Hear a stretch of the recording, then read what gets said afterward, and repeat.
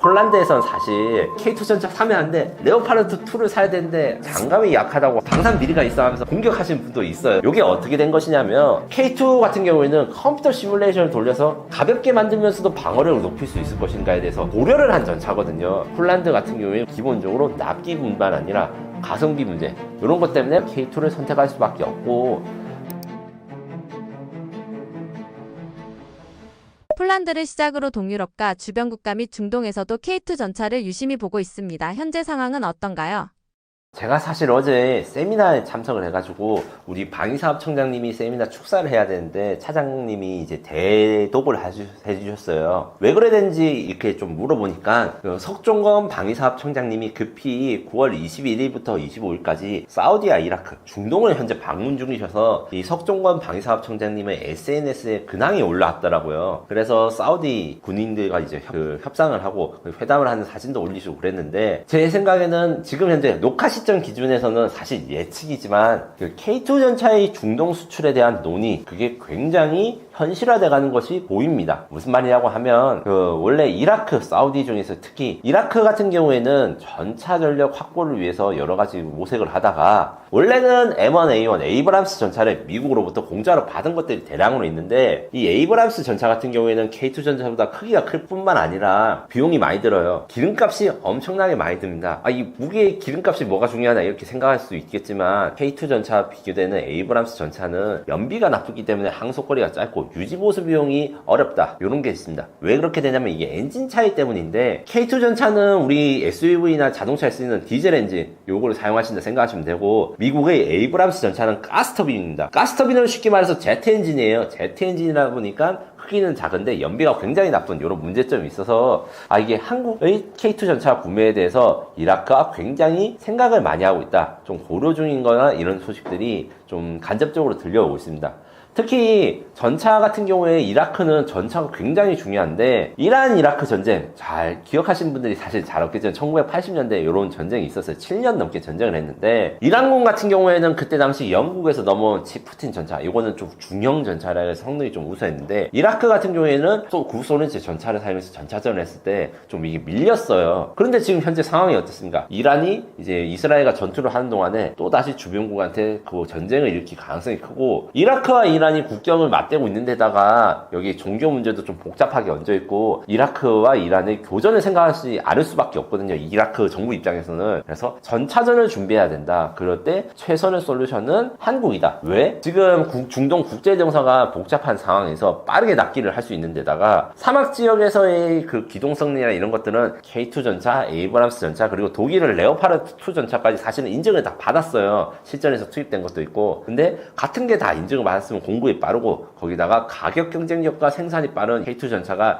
이라크가 관심을 가지는 것은 너무 당연한 일입니다. 제가 보기엔 그래서 예측이지만 이제 녹화가 끝나고 올라갈 쯤엔 또 좋은 소식이 있을 수도 있고, 그리고 당장 좋은 소식이 나오지 않는다고 해도 이라크 관련해서는 굉장히 수출 전망이 밝고, 그 관련된 분들도 한국에 방문하시고 이럴 계획이 있는 것으로 알고 있습니다. 독일, 프랑스가 추진하는 차세대 전차 프로젝트 MGCS와 달리 한국은 빠른 납품과 라이선스 생산으로 시장을 파고들고 있습니다. 이 방식이 유럽 방산 시장의 질서를 바꿀 수 있을까요?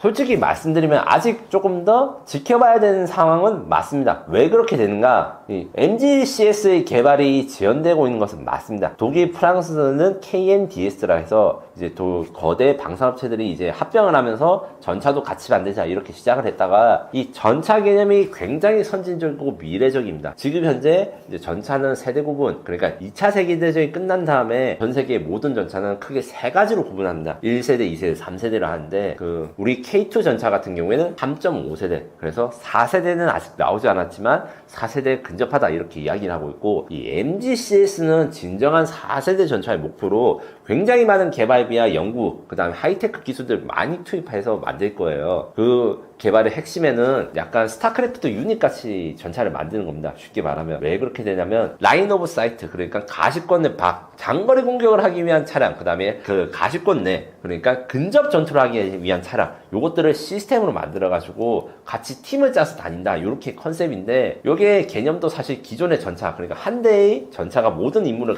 담당하는 거랑 좀 맞지도 않고 기술적으로 어려운 목표를 많이 하고, 거기다가 독일과 프랑스가 서로 일감은 나누는데 자기가 얼마나 얼마나 지분을 나누는지에 따라서 이게 완성되고 수출할 때 돈이 어떻게 되는지 결정이 돼서 싸우는 게 때문에 좀 지연이 돼요. 이 와중에도 이제 MGCS와 별개로 독일 같은 경우에는 또 별개의 그 레오파르트 개량형, 4세대 개량형 이런 것들이 여러 프로젝트를 준비하고 있기 때문에 독일은 지금 전차에 대한 미래 국방 R&D가 분산되어 있다고 생각하시면 돼요. 그래서 이런 분산되어 가지고 여러 개 만드는데 옛날에는 장점이 있을 수 있죠. 그 중에서 하나는 이 시장에서 막 먹히는 제품이 있을 수 있으니까. 그런데 이런 첨단 무기 같은 경우에는 개발비, 그 다음에 개발 인프라 역량이 많이 필요하기 때문에 독일과 프랑스 같이 공동 개발하다가 서로 싸우거나 아니면 그 와중에 다른 제3의 회사가 자기가 자체적으로 개발해서 이게 한 곳으로 집중되지 못하는 것은 저희가 보기에는 조금 이 미래에는 좀 어려울 것 같아요. 거기다가 K2 전차 같은 경우에는 지금 현재 납기가 되고 있고 개량도 진행되고 있기 때문에 K2 전차 레오파드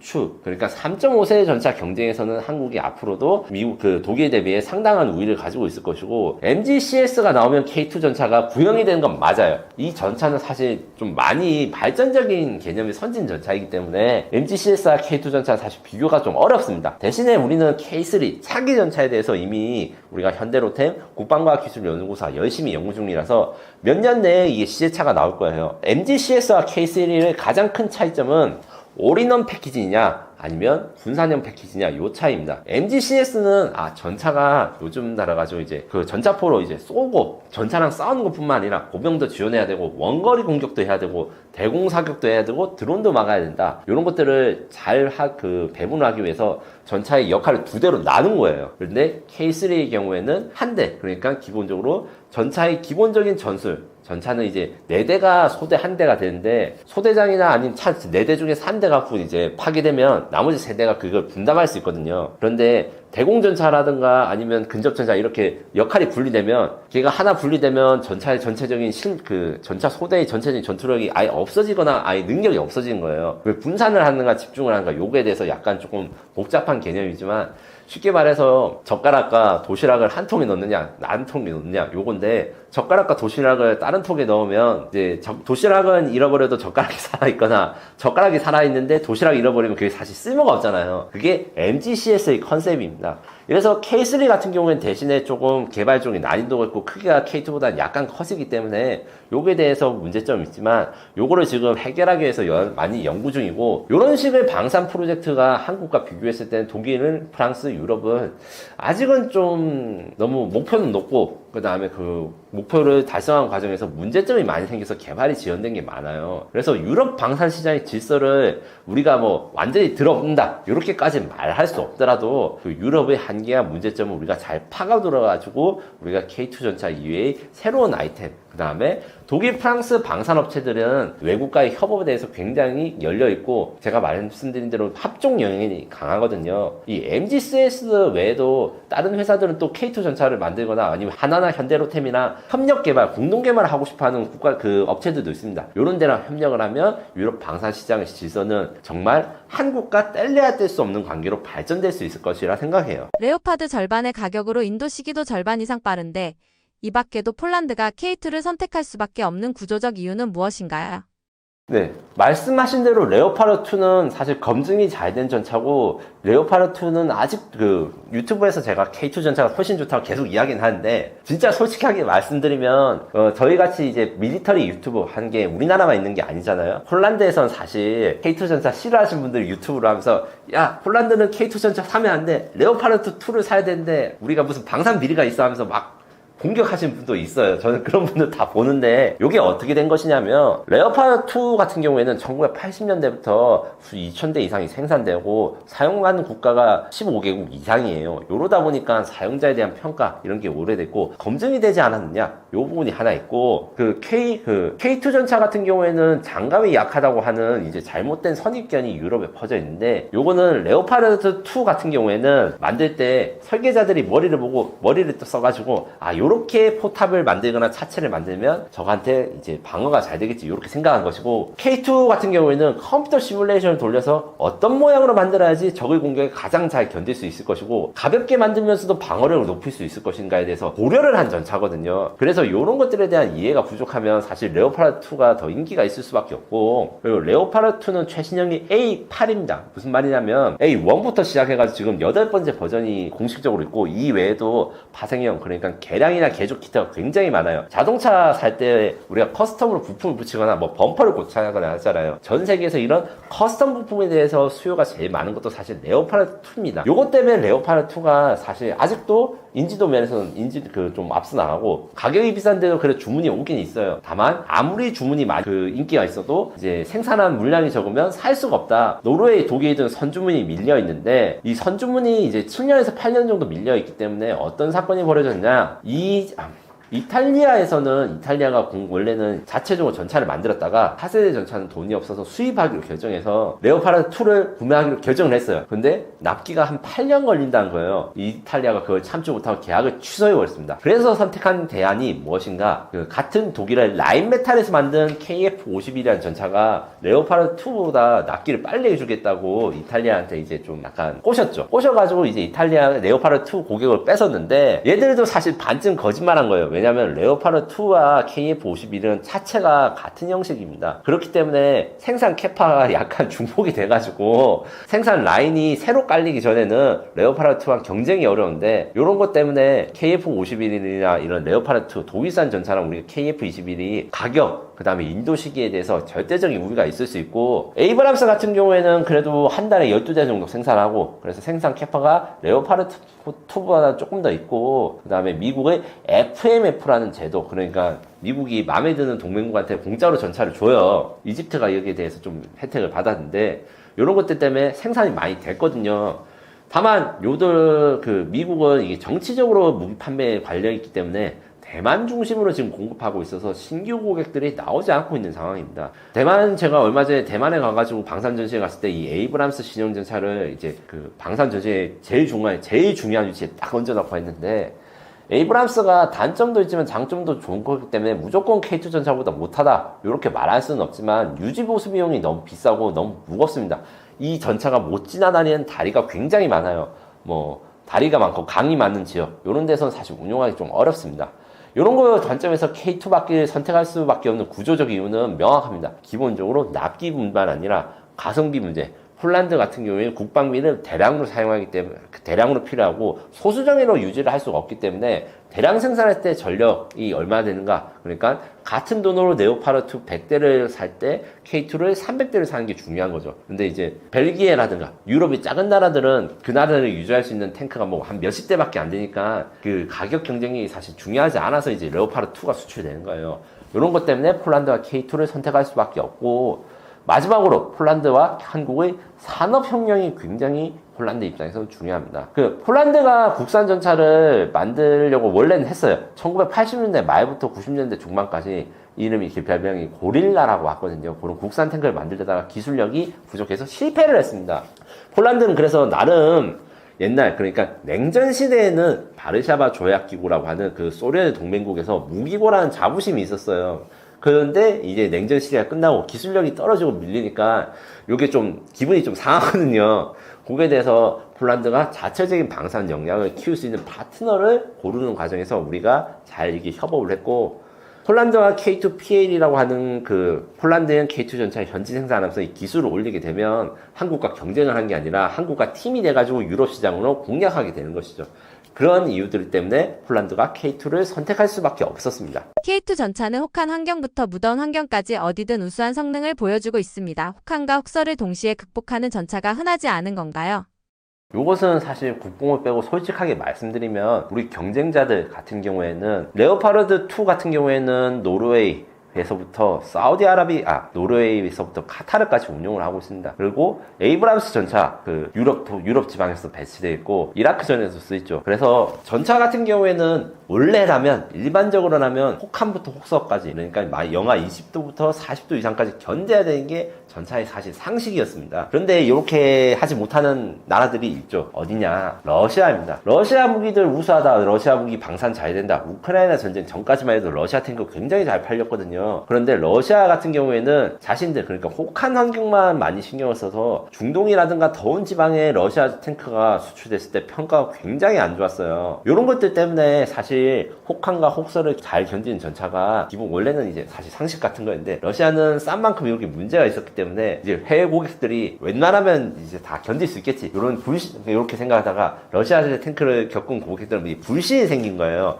요것 때문에 혹한과 혹서를 극복한 게 굉장히 중요해졌고, 서방 측에서 K2 전차보다 혹한과 혹서기를 잘 견딜 수 있는 전차가 있는가? 없습니다. 그러면 K2 전차의 혹한과 혹서기 능력은 어느 정도 수준인가? 서방 측 전차 표준입니다. 그럼 무슨 말이냐? 나토 규격이라는 게 있어요. 항상 나토 규격 뭐시기 이렇게 하고 적방 전문가분들이 이렇게 이야기할 때, 무기를 만들 때 서방 국가, 유럽 국가 및 미국의 동맹 국가들은 일종의 기준이 다 있는 거예요. 자동차의 경우에 몇 도부터 몇 도까지 운영할 수 있고, 이런 것들에서 K2 전차와 K2 전차의 경쟁자라 할 수 있는 미국, 유럽은 같은 기준을 쓰기 때문에 다 혹한과 혹서기를 잘 견딜 수 있습니다. 다만 K2 전차 같은 경우에는 이게 왜 중요했냐면, K2 전차 이제 K1 전차, 이게 운전해보신 분, 그 K1 전차 운전병이나 아니면 승무원으로 군생활 해보신 분들 알 거예요. 그게 약간 더워요. 우리가 이제 그때 추위는 좀 잘 견뎠는데, 이제 K1 전차 때까지만 해도 이제 냉방, 그 다음 사막 지역 운용까지는 잘 생각을 못했다가, K2 전차에서 우리가 최초로 환경시험에 대해서 전면적으로 실시했다. 이 환경시험은 무엇이냐면, 혹한부터 혹서기까지 테스트하는 시설을 거쳐서 이게 잘 작동되는지 검증을 하는 최초의 한국산 전차가 K2이기 때문에 이게 중요하다라고 생각하시면 됩니다. 그래서 K2 전차만이 더운 여름이나 추운 겨울을 다 견딜 수 있는 것은 아니나, 그러지 못한 전차들이 약간 하자가 있어서 문제가 있었던 경우가 있었다라고 생각하시면 그게 맞는 것 같습니다.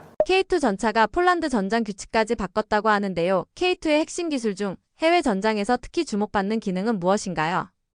네, 요거 같은 경우에는 이제 운영하신 분들은 저보다 더 잘 알겠지만, 저도 이제 운영하신 분들한테 장단점이나 이런 것들을 많이 공부했을 때 몇 가지 말씀드릴 수 있는 게 있습니다. 이게 기본적으로 이동식 사격 능력이 전 세계 최고 수준입니다. 이동간 사격 능력은 사실 전차 게임을 해보신 분들은 막 움직이면서 포 쏘는 거 해보셨으니까 그걸 좀 아실 거예요. 옛날에 그러니까 2차 세계대전 이전까지만 해도 전차가 이동하면서 포를 쏘는 거는 그냥 포탄을 낭비하는 거였습니다. 그러다가 그 포를 안정화, 그러니까 자이로 같은 게 들어가가지고 짐벌처럼 막 흔들려도 이게 진동을 줄여주고, 이런 안정기라는 장비가 들어가고, 그 다음에 차체라는 이런 기술력이 들어가면서 점점 움직이면서 표적을 얼마나 잘 맞출 수 있는가, 요게 중요해졌는데, 한국은 사실 이걸 자주 쓰진 못하는데, 폴란드 같은 경우는 평원 지역이기 때문에 러시아랑 만약에 대규모 전차전을 했을 때 이 K2 전차가 기동을 하면서 이동간 사격을 하는 게 생존성이 크게 영향을 미치고, 레오파르트 2 전차, 그 다음에 에이브람스 전차, 폴란드가 운용 중인 다른 전차들도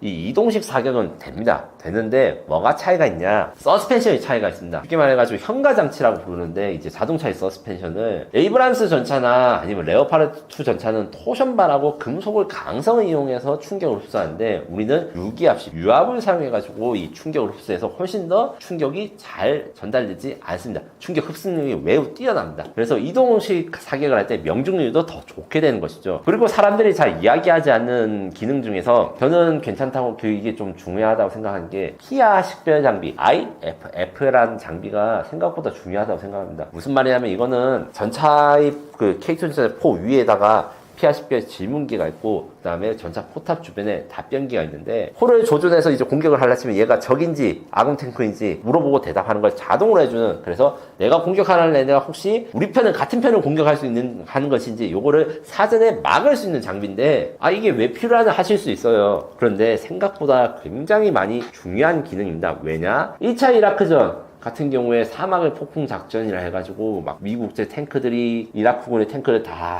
파괴하고 막, 그래서 일방적으로 승리를 했다는데, 피아 식별을 잘못해서 같은 편 탱크들을 사격하고 이런 것들이 굉장히 많았어요. 전차가 기동을 하다 보면 이제 앞에 나가는 전차도 있고 뒤에 있는 전차도 있고 막 맞붙여가지고 섞여 있으면 이게 적인지 아군인지 헷갈린단 말이에요. 물론 적전차랑 아군 전차랑 생긴 게 다르지만, 이게 사실 전차 조준경으로 보거나 3km, 5km 밖에서 보면 이게 잘 안 보일 수 있어요. 그렇게 되면 아군 피해가 생각보다 많이 일어나거든요. 이런 식으로 실전적인 장비로 해서 우리 아군의 피해를 줄일 수 있는 장비가 피하 식별 장비, 그리고 ATR이라는 기술이 들어갑니다. 이것은 우리가 대공 자주포에 들어간 기술을 활용해 가지고 전차에도 들어가는데 쉽게 말해서 낙원이 됩니다. 낙원이 된다는 것은 뭐냐? 저걸 이렇게 조준해 가지고 이게 저기다가 찍으면 저기 움직여도 이 조준선이 유지되면서 자동으로 추적하기 때문에 명중률이 높아진다. 요 같은 경우에는 최신형 경쟁 전차들은 있어요. 근데 지금 현재 극히 대부분의 전차, 그러니까 레오파르드 2라든가 에이브람스 같은 경우에는 정말 업그레이드 된 버전 수십 기에서 수백 기 정도만 이 기능이 적용되고 수천 대나 되는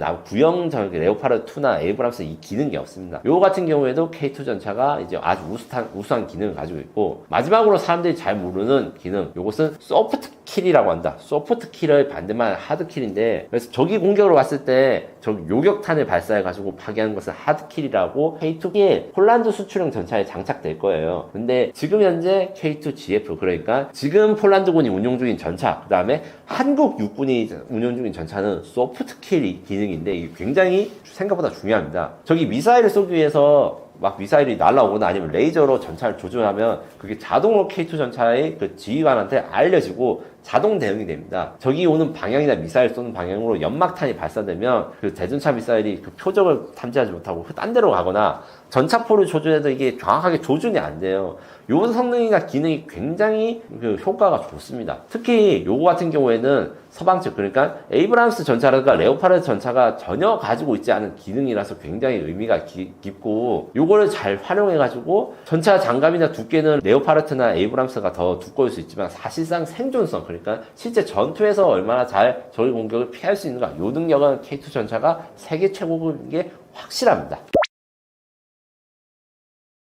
천무 다연장 로켓 시스템의 가장 큰 특징은 재장전을 해야 되잖아요. 한번 쫙 쏘고 나면 일순간에 확 쏜다든지 아니면 빵빵빵 쏘면 금방 소모되잖아요, 탄약이. 그러면은 재장전해야 되는데, 기존의 구령 시스템은 쏘고 나면은 사람들이 다 이렇게 들고서 한 발씩 넣어야 되는. 그러니까 한반도에 어떤 좁은 전장에서 신속하게 뭐 재장전을 바로 한 번에 해서 또 쏴야 되는데, 6.25 전쟁 때 그 산악 중심으로 이제 포병전을 할 때 이제 그런 문제가 있었죠. M36 그 자주 대전차포까지 이렇게 기동하는 그것까지 끌어다 쓸 정도로 산에 올라가서 끌고 올라가서, 그래서 활약전이었는데 시간도 중요한 거죠. 집중도도 중요하고. 근데 거기에는 이제 구령이 이제 150여 문을 이제 생산해서 배치해서 하다 보니까 결국 인력이 다 동원돼서 재장전하는데 시간이 많이 걸린다. 그러다가 이제 먼저 당한다. 그 사이에. 그래서 그 문제가 됐기 때문에 그 다음에 들어온 게 이제 미국제 MLRS가 들어왔는데, 그거는 이제 한 번에 이제 기중기 상에서 한 번 이렇게 들어서 그냥 자체 크레인으로 자체 탄약 그렇게 세터화된 거를 이렇게 들어서 갖다 꽂는 형식으로 내리고 교체하는, 좀 더 빠르죠. 그런 부분은 이제 주시를 하다가 1999년 이후로 이제 방산업체들이 주시하다가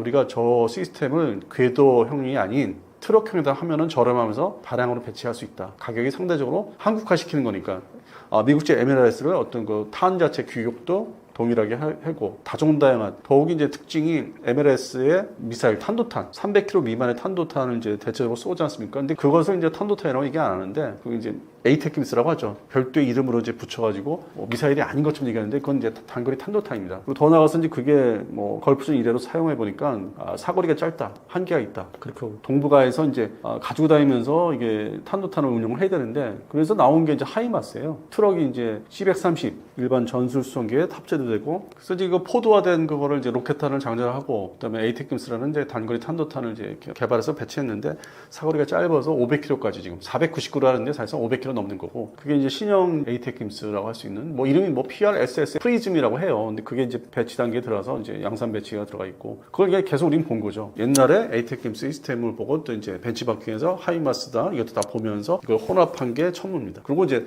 탄도탄 종류가 지금 늘어나고 있어요. 이 천무에서 사용할 수 있는 게 내수보다는 수출형에 있어서 뭐 1, 2, 3, 4 뭐 버전이 1형, 2형, 3형, 4형이 있는데, 그런 부분들이 이제 수출을 목적으로 하고 있는데, 개발도 하고 있는데, 그런 부분에서는 이제 많이 그거를 벤치마킹한 거예요. 미국의 MLRS, 그리고 이제 트럭형의 하이마스, 그 수송기에도 탑재시켜서 기동성이 되게 좋고, 뭐 웬만한 뭐 활주로, 짧은 활주로 있으면 거기에 착륙해서 바로 트럭이 나와서 발사하고 다시 또 태워서 이동할 수 있는 아주 뭐 미국식의 어떤 그 기동성 있는 공중 기동성, 견인포 슬링 해가지고 막 이동하면서 쏘듯이, 그런 측면에서 미국은 좀 이렇게 다양하게 사용하고 있는데 대한민국의 천문은 그의 특징, 성능, 스펙, 성능에 대해 맞춰서 개발한 거고 이것을 가지고 뭐 수송기에 탑재를 해서 뭐 하는 그런 광범위한 운영은 아직은 좀 직전인 것 같아요. 그걸 테스트하거나 이제 시도를 해야 되는데 일단 군에서 사용자인 군에 우리 한국군에서는 이제 그걸 요구를 안 한 것 같고 한반도에서만 사용하면 된다는 종심이 짧은 이런 데서 근데 미국은 지역별로 전구에서 원시어터 이런 전구에서 사용해야 되기 때문에 좀 운영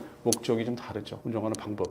그래서 어쨌든 천문은 미국제 에메랄스를 하이마스를 뭐 상당 부분 이제 벤치마크에서 성공했다. 그리고 가격이 상대적으로 싸고 그리고 항상 그 장점으로 이제 등장하는 게 한 번 제작하는데 시간이 상당히 짧다. 상대적으로 미국제에 비해서. 그래서 공급하는 데 있어서 좀 우월하다. 그러니까 하이마스를 발주했다가 기다린 나라들이 거기에 지쳐가지고 일부 나머지 뭐 물량은 이제 대한민국 우리 하나 에어로스페이스한테 이제 요청을 한다든지 알아본다든지 가격부터 이제 그런 현상이 좀 일어나고 있죠. 그래서 이게 처음에는 북한군 상대로 이제 우리가 드디어 제대로 된 대량 양산할 수 있는 다연장 로켓포가 들어오나 했는데 이게 수출 시장에서 이렇게 미국의 하이마스의 아주 대등한 품목 물건으로서 이렇게 나올 줄은 저도 뭐 사실 예상을 못했었습니다. 그래서 앞으로 이 부분은 이제 조용히 이게 탄도탄이 들어가기 때문에 나라에 따라서 승인 뭐 할 수도 있는 거 미국이 또 뭐 통제하는 게 있기 때문에 비공식적으로 그래서 이게 그냥 순수하게 그 다연장 로켓 포드로 넣고 빼는 그 부분만 수출한다면은 많이 늘어날 것 같아요 대상국이. 근데 이제 미사일이 탄도탄, 단거리 탄도탄이 들어가면 이제 시리즈가 있죠. 이 부분에서는 조금 저기 할 것 같아요. 그거는 좀 가려가면서 수출할 것 같고.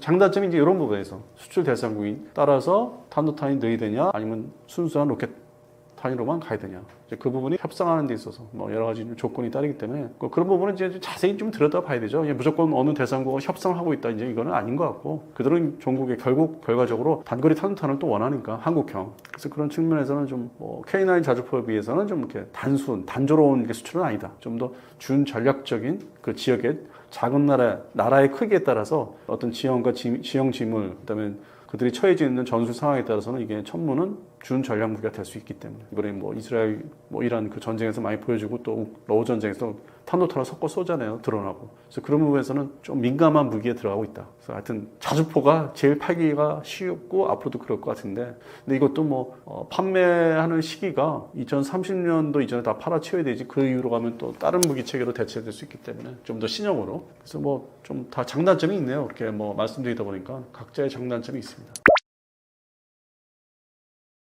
최근에 이제 뭐 조그만 방산 전시회에서 천문 3.0이라고 해서 보드판 이렇게 벽에 보충한 이제 그 개념도 형식으로 이제 공개가 됐는데 이게 지금 문제가 자폭들은 개념 다 좋습니다. 그리고 이제 얼마든지 할 수 있고 뭐 이건 단기간에 기술 개발이 되는데 당장 그 전에 우리 그 한국군 특히 뭐 해병대 중심으로 뭐 육군도 당연히 이제 먼저 얘기를 했지만 원하지만은 무기라가 먼저 무기냐를 이제 어떻게 할 것인지 이게 점점 병력이 줄어들다 보니까 포병의 전력 병력에 대한 문제도 있고 그래서 이거는 이제 그 다음 자폭드론 개발을 해서 이게 또 탄약회사 풍산이라든지 아니면 다른 뭐 지금 하나 자체도 뭐 탄약 뭐 같이 하지만은 이런 문제가 있어요. 또 같이 협업을 해야 되는 개발도 해야 되고 뭐 국가 예산 국방 예산에 별도로 R&D가 이제 지불이 돼야 되고 발제를 하면은 바로 이제 2026년도 예산에 넣을 수 있는 거지. 27년도인지 28년도인지 이렇게 단기간적으로 개발의 그 지원이 국가 지원이 합의를 한 건지 아니면은 개념도로 저렇게 러우 전쟁에서 이런 그 현상이 일어나니까 우리가 효율적으로 뭐 전쟁의 그 주도권을 갖기 위해서는 이제 자폭 드론을 이렇게 넣어가지고 사용하면 되겠다. 얼마든지 시연을 할 수 있죠. 그림으로 보일 수 있는 거는 그리고 우리 매니아사에서는 이제 이런 거에 좀 환호하고 이제 또 새로운 뉴스라고 할 수 있는데 그 전에 주어진 과제는 무인화입니다. 이 무인화 운영을 이제 하거나 함상에서 상륙하면서 이제 이 다연장 로켓포를 쏠 경우 어떤 시스템으로 개조를 해야 되는지. 그래서 지금 앞에 있는 숙제들을 다 동시에 할 건지 아니면 단계적으로 이제 해서 넘어갈 건지 이게 다 결국에는 2030년대 초반에 실용화를 할 수 있는 거지. 그래서 그런 부분에서는 저는 이거는 그냥 뭐 작은 그 전시회용에 끊임없이 나오는 그 특정 그 개발 회사 하나 에어로스페이스라 할 수 있겠죠. 그런 측면에서는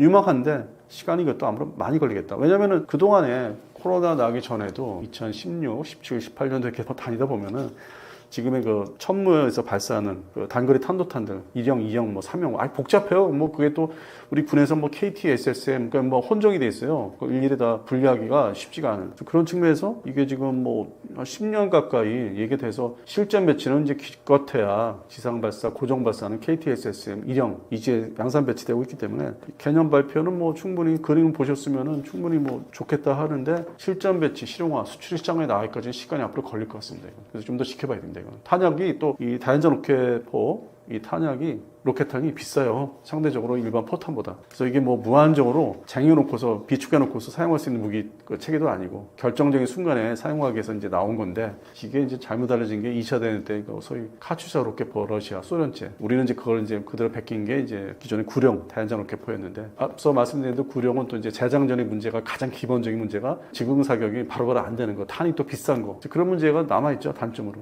그래서 이 무인화도 탄 자체가 가격이 쌀 것 같지는 않아요. 뭐 채공하면서 일반 그 포탄, 채공하면서 뭐 감시하는 포탄도 있고 뭐 여러 가지 포탄 종류가 풍산 같은 데서 개발을 해놨는데 아직도 채택이 안 된 지가 벌써 뭐 10년 다 되고 있는데요. 그다음에 지능탄 같은 것도 이번에 예산에서 빠졌다고 하는 지능탄 깔아놓으면 뭐 전차 내려오는 걸 뭐 지연시킬 수 있고 여러 가지 있는데 그런 첨단 탄 자체가 아직도 시정화가 한국군 내에서도 안 되는 게 많기 때문에 예산 문제도 있고 그다음에 그 개발이 완성도가 어느 정도에 측정하는 것도 좀 문제가 따르고 있었고 그래서 이거는 이제 차세대 개념으로 이게 있으면은 우리가 우크라이나 전쟁, 러우 전쟁처럼 우리가 아주 대응력이 좋아지겠다는 그 개념은 좋죠. 근데 이거는 뭐 자꾸 이렇게 전시회 때 그 물건을 개념대로 계속 갖고 나오는지 자랑하는지를 또 지켜봐야 돼요. 그래서 저는 이번에 그렇게 크게 생각을 이건 안 하고 있습니다. 뭐 화살표 막 이렇게 해가지고 뭐 복잡하게 이거 가지고 이 플랫폼 가지고 여러 가지를 할 수 있다. 뭐 상당히 복잡하게 보이더라고요. 근데 실용성 문제는 지금 두 번째다 이거죠. 그 다음에 또 과제, 실용성 문제는 어떻게 또 해결할 건지. 그래서 어떤 전시, 뭐 여름에 특정 전시회에서 뭐 나타나는 것이다 정도 저는 그게 좀 낮게 보고 있습니다.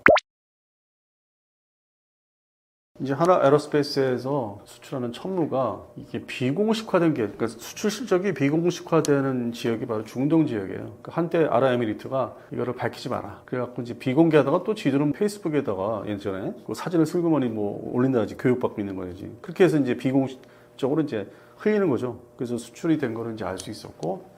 당연히 사우디군도 이제 이게 필요한 무기체계고 하이마스를 발주를 하면서 뭐 유럽도 지금 그렇게 되고 있는데 시간이 차이가 그러니까 물건을 받기까지 돈 문제는 이제 뭐 사우디는 지불을 제대로 하니까 그쪽 아랍에미리트라든지 뭐 제일 빨리 돈을 주니까 막 그 시간에 맞춰서 근데 물건 자체 도착하는 시간이 만들어 와서 오는 시간이 뭐 이제 음식이 일종에 다 식어서 오는 식으로 필요할 때는 없고 그리고 뭔가 휴전을 한다든지 예멘 후티 반군 상대로 전쟁이 좀 이렇게 잠잠해지거나 그들이 예멘 후티 반군이 뭐 홍해 쪽으로만 집중한다든지 거기에 이제 상선들 유조선들 지나가는 거를 이제 타격하기 위해서 그쪽에 전력을 뭐 집중한다든지 그러면은 지상 쪽에 그 사우디아라비아나 이제 아랍에미리트군 상대로 싸운 적이 있었죠 전쟁 그쪽 방면에 뭔가 집중할 수 있는 그런 면이 이렇게 나눠지기 때문에 뭐 제때 물건을 이제 받아야 되는 것도 제일 중요한 것 같아요. 이제 그거를 우리가 좀 잘하고 있는 것 같아요. 하이마스보다는 하이마스는 뭐 물건이 뭐 전혀 뭐 하자가 없는 물건인데 거기에 준하는 게 트럭형을 이제 비교를 하다 보니까 천무가 거기에 준하는 물건이고 미군의 어떤 연합작전에 맞춰서 개발을 했고 작전 그 소요 요구 조건이 그래서 이거만한 물건이 없고 기존에 냉전이 이제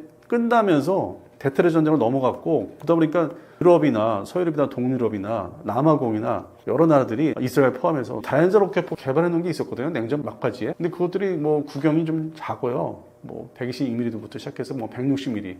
구형이 좀 작고 그리고 너무 옛날에 개발한 거기 때문에 지금 시점으로는 이거를 재생산해도 그렇게 화력이 뭐 이렇게 대단한 게 아니고 지금의 하이마스나 천무에 비교하면은 어떤 유연성, 전쟁의 유연성에 대응할 수 있는 무기 체계들이 아니기 때문에 그게 지금 숫자 종류를 이제 어떤 무기가 이 다연장 로켓포가 있었나 살펴보면은 뭐 그렇게 뭐 종류만 많았지 쓸만한 거는 결국에는 하이마스하고 천무로 이제 모아지고 있고 이제 와서 이 시장을 또 먹기 위해서 이스라엘 쪽에서 또 개발한 게 내놓은 게 있고 유럽, 독일하고 뭐 공동 개발한다든지 또 프랑스도 나선다든지 근데 이제 이제서야 나오는 거기 때문에 이게 과연 시장에서 살아남을 수 있을지 계속 지속적으로 한순간에 내놔도 시기에 안 맞으면 또 이렇게 도태되거든요. 이 무기 시장은 수출하는 무기 시장은 그런 측면에서는 지속적인 수출에 힘입어서 개량 제품을 내놔야 되는 거. 그런 면에서는 하이마스하고 천무가 계속 수출 시장 이런 다연장 로켓포에서는 주도권을 끌고 갈 수 있다. 근데 이제 중국제가 또 끼어들 수 있는데 뭐 중국제는 워낙 뭐 종류가 많고 규격 통일이 안 돼가지고 수출 시장에서 물건이 너무 이렇게 이것저것 뭐 산만하게 있기 때문에 그건 그렇게 뭐 크게 생각할 필요는 없다고 보고 있어요. 그래서 당분간은 뭐 천무가 발주하는 대수 규모가 뭐 좀 작은 쪽으로 숫자가 많지 않은 쪽으로 갈 수는 있는데 계속 유지는 되지 않을까. 그래서 뭐 전망은 뭐 그럭저럭 괜찮다고 보고 있는데. 탄 자체를 탄약회사를 통해서 많이 사갈지 그게 또 중요하기 때문에 가져가서 보관 유지를 잘 할지 관련된 회사들이 많고 뭐 거기에 또 플라스틱 많이 통 같은 거 담는 게 있지 않습니까 탄약 그런 회사들 또 별도 회사들이 있고 그래서 다 또 종합적으로 그런 회사들이 잘 이렇게 융합이 돼서 굴러가야 되는데 그런 이제 단점 부분에서 그런 부분이 있죠 가져가서 잘 유지를 할 수 있는지 탄을 더 사가야 되는데 사갈지 세부적인 면이 좀 없지 않아 있습니다.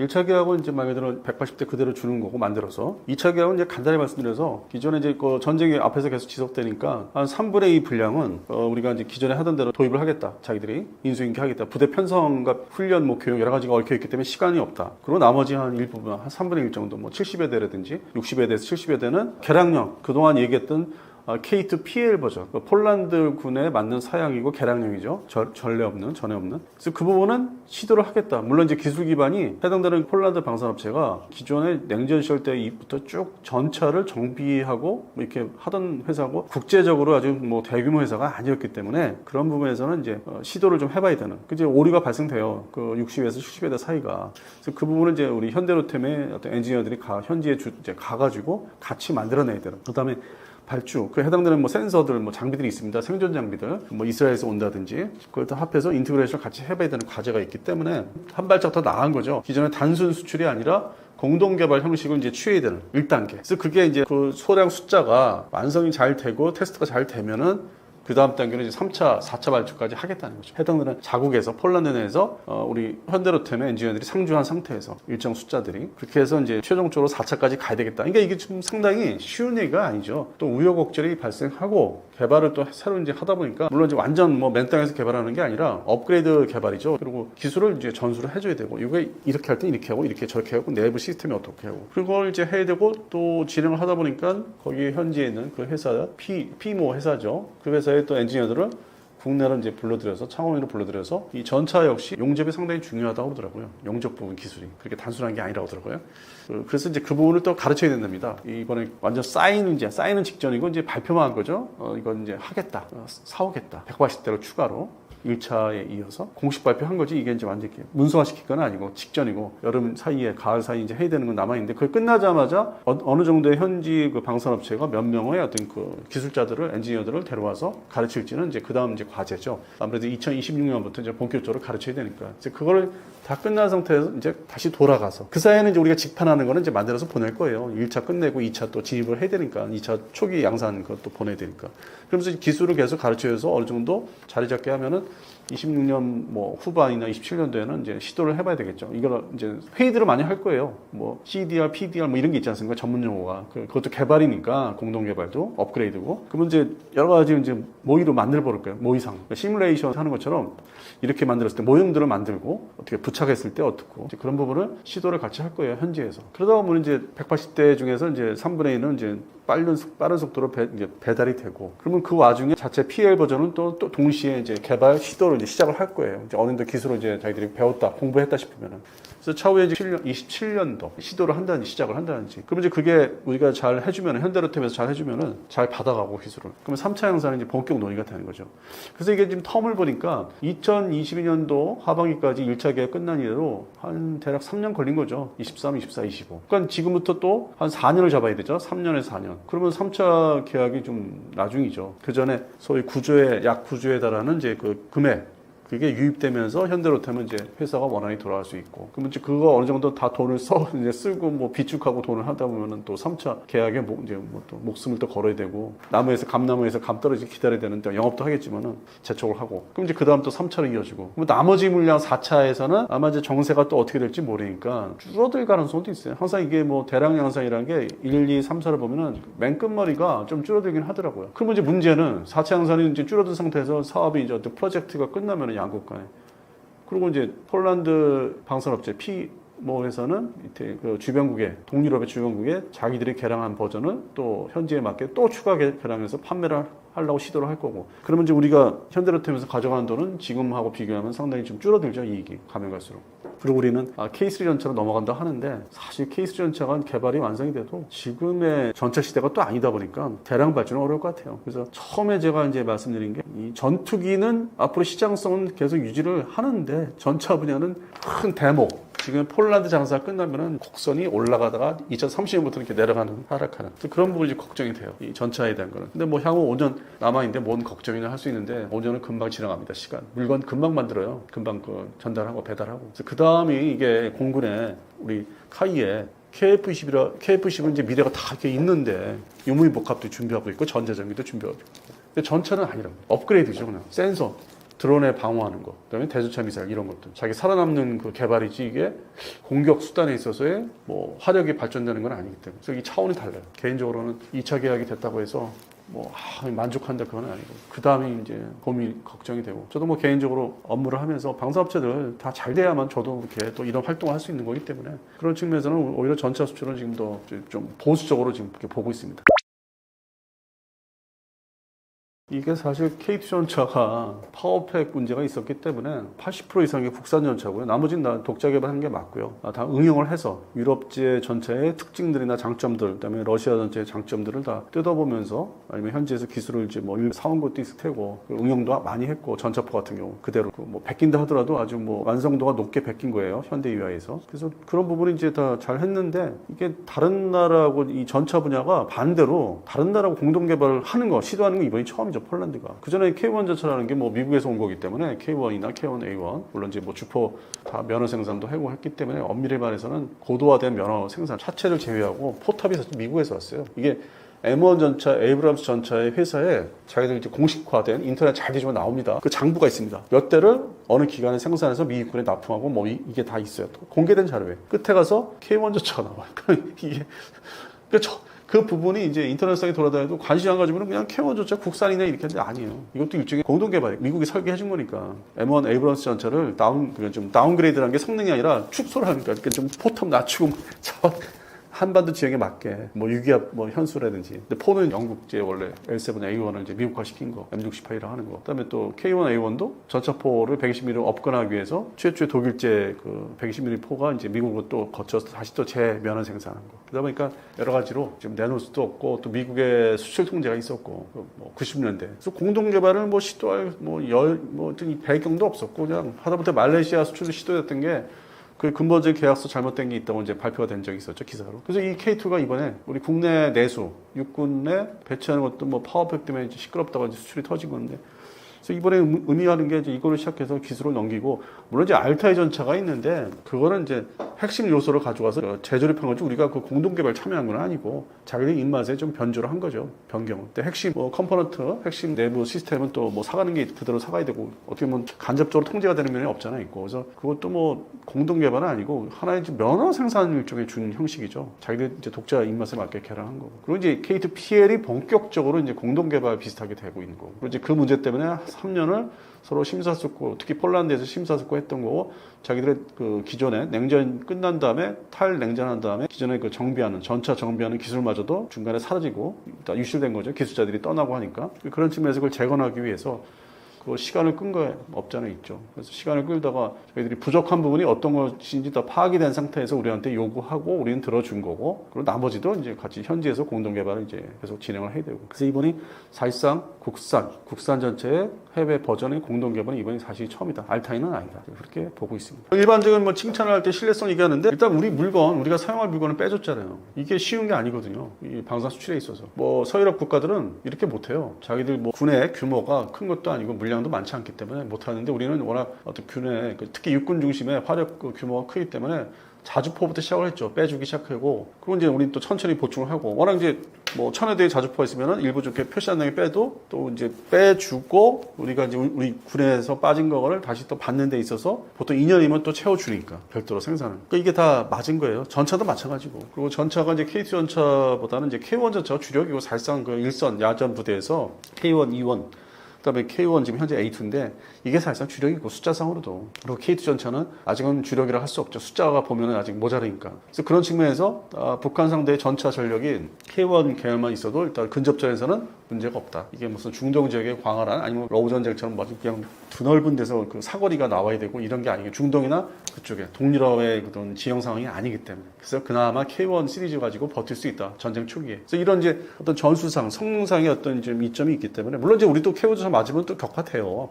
무조건 뭐 이렇게 문제가 없는 건 아닌데 먼저 쏘면 되니까 정확한 사격 통제 장치를 잘 활용해서. 그래서 그런 게 이제 배경, 담보가 되기 때문에 K2 전차를 중간에 파워팩이 있어도 버틴 거고 또 일정 부분 현재까지는 이제 주한미군의 한중이라고 하지만은 또 에이브럼스 전차가 외관, 칠곡 외관에 또 비축이 돼 있고 연합태세는 어느 정도 유지가 되고 있었고 앞으로는 이제 모르겠지만은 그래서 그런 측면에서 문제가 없었고 하여튼 뭐 이런 거를 많이 이제 외국에서는 장점으로 보는 거죠. 쟤네는 자기들 쓸 물건도 사용 물건도 일정 부분은 요청하면은 급하다고 하면 빼주는구나. 이게 돈 문제가 아니다. 이거죠. 이 신뢰성. 그러니까 신뢰성이 그냥 신뢰성이 아니라 장비 신뢰성이 아니라 물건까지 빼주는 선례는 없다.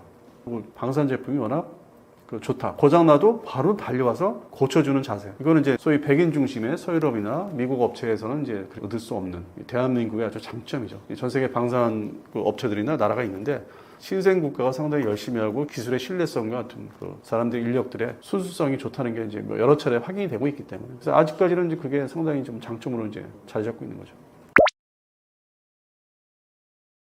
이게 지금 또 엎치락뒤치락 하는 이제 언론들의 기사들을 보면은 이제 해외발, 또 혼합된 기사들을 이제 좀 저도 이제 면밀히 보거든요. 솔직히 최신 소식은 뭐 영어로 된 것도 봐야 되고 현지 뭐 언어로 된 것도 뭐 이렇게 다 번역해 돌려서 봐야 되고 그러다 보니까 얻는 게 2차 계약은 사인을 앞두고 있다고는 이제 표현을 해요. 근데 확정은 됐는데 근데 이제 우려되는 게 이게 지금 돈 문제가 이제 생기는 거예요. 폴란드가 이렇게 무기를 한국의 K방산 무기뿐만 아니라 미국제 엄청 발전했는데 뭐 시대에 뒤떨어지는 아파치 가디언까지 뭐 전투기 F-35 여러 가지 미사일 쪽도 그렇고 어마무시하게 발전했는데 이걸 다 어떻게 감당을 하겠느냐. 그래서 그런 면에서 걱정이 나오고 있고 근데 이게 돈 얘기를 왜 하냐면은 폴란드가 저런 얘기가 이제 나오는데 우리가 앞으로 또 진출을 또 팔아야 되는 지역이 중동 국가들이죠. 뭐 이집트가 또 있고 기다리고 있고 사우디도 있고 근데 이들 역시 우선시하는 이제 무기 대상이 있는데 특히 당장 우리가 기대를 하고 있는 게 이제 이집트예요. 이집트는 이제 FAOC 문제도 있고 그런 이제 물론 이제 J10 뭐 중국제 전투기 얘기하는데 그건 또 클래스 다른 또 대체를 해야 되는 게 있기 때문에 우리가 못 파는 게 아닙니다. 그리고 이제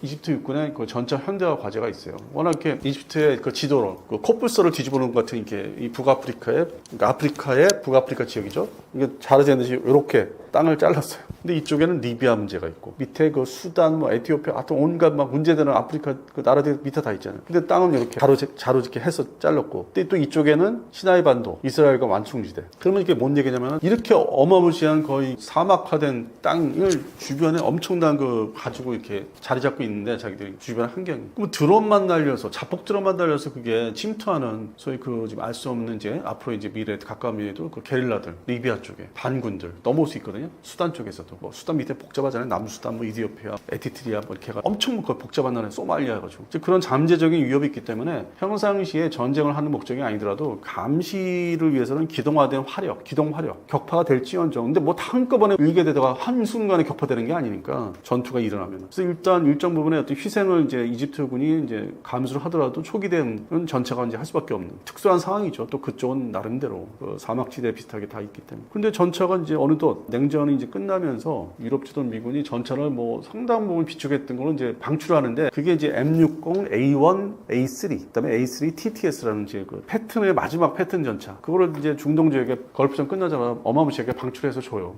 그러면 이제 그거는 90년대 얘기예요. 그러면 이게 어느 정도 군사력이 미국이 군사 원조를 해서 많이 방출하고 원조를 해주다 보니까 그 당시에는 이게 아주 건실한 군사력이 됐는데 그로부터 30년이 흘렀잖아요. 그리고 M60 시리즈가 이게 또 손을 봐야 되고 이제 옛날 시스템이기 때문에 후속 군수 지원도 원활하게 되지도 않고 가면 갈수록 이제 고장나는 것도 늘어나고 그럼 결국에 이제 신형 전차로 요즘 전차로 대체를 해야 되는데 과거에 이제 이집트의 전통적인 이제 친러 뭐 이제 그런 거 생각하면 러시아 전차가 만만할 것 같은데 그 시절은 다 지났고 78년 캠프 데이비드 협정으로 인해서 러시아하고 이제 멀어지면서 거리 두고 아주 뭐 손절한 건 아닌데 마치 뭐 73년도 4차 중동전 때 같은 그런 상황은 절대 이제 없고 그러니까 전차 조달이 사실 러시아를 통해서 이제 어렵다는 거죠. 러우 전쟁도 지금 뭐 진행되고 있고 그럼 현실적으로 유럽 다들 아시다시피 전차 뭐 비싸고 조달도 잘 안 되고 선정을 해봤자 그때가 중국제 전차 그것도 그렇게 뭐 대량 생산해서 뭐 해외 수출하는 것 같지는 않고 경전차는 있지만 나이지리아가 채택할 그러니까 지금 나오는 그러다 보니까 이게 대량 생산 체제에 뭐 돈만 주면은 가져올 수 있고 미국 전차에다가 프랑스제 전차의 어떤 특징들을 혼합해 놓은 아주 독특한 성능의 전차 서구 시스템에 맞게 근데 좋은 장점은 다 가지고 있는데 그게 바로 KT 전차 그래서 그 생각은 이제 많은데 이게 기존에 군사원조 받은 그 미국한테 군사원조 받은 그 M60 계열이 뭐 1000대 가까이 돼요 그리고 그걸 1대1 한 대당 한 대로 대체해야 되는데 그 돈으로 따져보면 엄청난 거죠. 그래서 최근에 이제 그거를 마음대로 못하니까 현실적 문제가 있으니까 최근에 외신 보도에 사진 보도를 보시면은 그 주변 뭐 가자 거기 때문에 시나이까지 뭐 이렇게 연관이 있어서 시나이 반도 그다음에 이쪽에 리비아 여전히 시끄럽고 수단도 맨날 그 밑에 그 국경선 감시 이제 강화해야 되는. 이제 뭐 이렇게 문제가 지금 나오는 사진을 보니까 M60 A1, A3 시리즈가 가서 경계 배치된 거, 전방 전개 식으로 일종의. 야, 쟤들 아직 멀었구나. 저걸 아직도 쓰고 있다는 게. 물론 대만군도 M60 A3 이렇게 보유하고 있는데 그쪽은 또 자기들이 돈 들여서 뭐 파워팩을 교체한다든지 나름대로 요즘의 어떤 그 안에 그 장비들로 시스템으로 바꾸고 있어요. 계속 더 사용하기 위해서. 섬나라이면서도 운영주의에 신경을 쓰는 거죠. 돈을 들여서. 뭐 대수가 뭐 400대 수준이니까 300에서 400대. 그래서 뭐 그거는 또 차원이 다른 거예요. 대만군의 M60 A1, A3 문제하고 또 다른 거고. 그래서 이집트가 생각은 많은데 우리는 어떻게 저걸 접근하는지. 돈 문제가 결국 나오니까. 미국의 FMF 자금이라는 게 이제 이집트하고 이스라엘만 이제 적용됐다고 기사가 됐지 않습니까? 근데 이스라엘한테는 뭐 좋은 무기 팔면서 이제 뭐 군수 지원도 하는 거고 이집트한테는 후속 군수 지원 중심이에요. 무기를 새로 그 돈을 줄 테니까 뭐 미국제 무기를 새로 사라 이게 아니라 후속 군수 지원. 부품을 정비 유지 쪽에 돈을 이제 군사 원조를 해주는 거죠. 자기들이 미국에 있는 부품을 이제 제대로 이제 배달을 해서 갈아 끼워서 유지를 하겠죠. 그 전차를. 그러니까 새로운 무기를 살 수 있는 게 아니고. 그다음에 이제 새로운 무기를 살려면은 이제 그 이집트 군부가 무슨 관광업이라든지 여러 가지 뭐 장사를 해가지고 돈이 좀 있대요. 별도로 국방예산과 별도로. 그래서 그 돈을 쓰려면은 뭐 사용할 수도 있는데 쓰려면 대상국이 지역이 뭐 유럽에 좀 편중돼 있는 게 좀 그런 성향을 보였어요. 그 동안에 잠수함을 독일제로 산다든지, 그다음에 뭐 호위함을 뭐 이태리제, 뭐 프랑스제 뭐 이런 식으로 뭐 혼합해서 유럽에 편중돼. 자기들 뭐 리베이트 문제도 있는 것 같기도 하고. 그런 측면에서는 전차나 F-50을 어떻게 지금 해법을 가져가야 되는지 자주포는 진입을 했는데 또 다른 이제 영업 과제 뭐 양국 간에 뭐 협의해서 틈을 찾아야 되는 틈새를 찾아야 되고 또 미국도 이제 개입을 하면 F-50 같은 거는 이제 미국제 엔진이니까 그거를 군사 원조 프로그램에 FMF 자금에 포함시켜서 미국이 그 돈을 지불해서 그거를 우리 카이 공장에 가져와서 조립할 수 있게 하는 뭐 그런 어떤 좀 변형된 군사 원조를 해줄 수 있는 건지 뭐 그런 문제가 좀 있다고 좀 보고 있어요. 여러 가지 미국과 좀 협의도 해야 되고 전차 부분은 우리가 독자적으로 또 수출에 또 어떤 협의도 해야 되는 거고. 그래서 중동 시장이 쉽지가 않아요. 대체해야 되고 사가야 되는 그 물건 시장은 분명히 존재하는데 그들이 또 나라별로 사우디는 또 자기들이 사고자 하는 그 우선순위가 또 다르고 전차는 또 아니더라고. 밀려났고. 그리고 전투기하고 뭐 대공미사일, 지동미사일 이런 데 더 우선순위를 두고 있고 최근에는 이제 후티 반군 때문에 예멘 그 홍해 문제 때문에 함정의 현대화 그리고 이제 잠수함 도입. 그래서 사우디는 해공군에 또 우선순위를 돈 지불을 하는 게 지출하는 게. 근데 또 전차도 역시 사우디군도 교체를 해야 되는 이제 시기에 왔고 막바지 목까지 찼고. 근데 우리는 이제 그걸 노리고 있는데 나라별로 중동의 나라별로 이제 국방비 쓰는 게 우선순위가 다르기 때문에. 그 당분간은 폴란드에 매달릴 수밖에 없어요. 뭐 언론들이 좀 아쉬운 면들이 계속 나오는 게 아니 K2 전차 수출된 나라는 완전히 공식화된 거는 폴란드밖에 없는데 뭐 K방산의 전차가 뭐 여기저기 또 뭐 입질들을 하고 있다? 지금 그렇게 된 것 같지도 않은데. 너무 앞서가는 뭐 주가에 연동된 주식과 연동된 기사를 너무나 안 바라다 보니까 신뢰성이 있고 더욱이 2025년 지금 여름이죠. 여름에 와서 이게 작년 대비 좀 식었어요. K방산에 대한 게 좀 식었어. 제가 느껴요, 요즘에. 좀 덜 관심도. KF11도 작년보다 좀 못해. 그러니까 이게 지금 트렌드가 최소한 서울 아덱스 전까지는 또 조용할 것 같아요. 한 3달 정도. 아덱스 또 끝나면 19. 그러니까 새로운 올해는 KT 전차의 구조, 약 구조의 수주를 받았지만은 또 다른 2026년대 KF11은 좀 이른 것 같고 계약하는 것까지는 사인하는 거. F-50의 개량량이 좀 돌아다녀야 돼요. 그러니까 미국이 다 주도하고 통제하고 있는데 그게 아주 본격화돼. 뭐를 개량했는데 성능이 나오더라. 그리고 무슨 뭐 미국제 무장을 뭐 판매하기로 했다. 그런 게 나와야 이제 명맥을 K방선의 어떤 명맥을 관심과 이슈가 유지가 될 것 같아요. 자, 여기까지 좀 길게 말씀드렸는데 역시 K방사는 계속 이렇게 좀 조마조마한 면이 없잖아요. 중간중간에 해당되는 도입국에서 방해하는 그 언론들, 해당되는 전문 언론들이라고 하죠. 그게 이제 뭐 좀 거슬려줘도 이렇게 접했을 때 우리는 열심히 잘하고 있는데 우리 방사업체들이 그렇게 허술한 업체들이 아닙니다. 그동안에 고생해온 것도 많고 항상 뭐 접하고 만나니까 그들의 어떤 뭐 노력과 노고가 상당히 많은데 도입국에서는 어떻게든지 뭐 좀 트집을 잡아서 자기들이 좀 우세하게 앞서가는 협상력을 가지려고. 근데 그거를 그대 국내 이제 어떤 그 거르지 않고 평가하지 않고 퍼오는 자체 그거는 좀 불만이 많습니다. 그래서 좀 보수적으로 바라봐야 되지 않을까. 우리 국내 한국의 방사업체 입장에서 좀 그런 내용들을 좀 많이 이렇게 댓글로 달아주시면 좋겠어요. 뭐 비판을 좀 자제하시고 실수하는 거는 없잖아요. 있는데 내수 우리 국방부 상대로 이제 하다 보니까 뭔가 행정 절차가 뭐 늦어진다, 잘못 실수를 한다든지 그런 건 이제 중간중간에 있는데 그건 어차피 뭐 감사를 받는다든지 그래서 그런 걸 통해서 걸러지고 또 조심을 이제 앞으로도 하니까 그래서 국내 방사업체를 좀 많이 좀 격려를 해주십사. 더 지금보다 더 그래야만 2030년대 K방산의 어떤 새로운 그 시대가 오지 않을까. 지금은 이제 사실 이제 최초 단계이기 때문에 2022년 여름 이후로 그래서 이제 방산업체들이 좀 이렇게 나름대로 10대 방산업체가 좀 안정화 단계에 올라서긴 했어요. 근데 이거를 2030년대에도 이어지기 위해서는 어떤 국민들의 이거를 이제 바라보는 국민들의 좋은 평가들을 많이 해주셔야만 그래서 발전이 되지 않을까 싶습니다.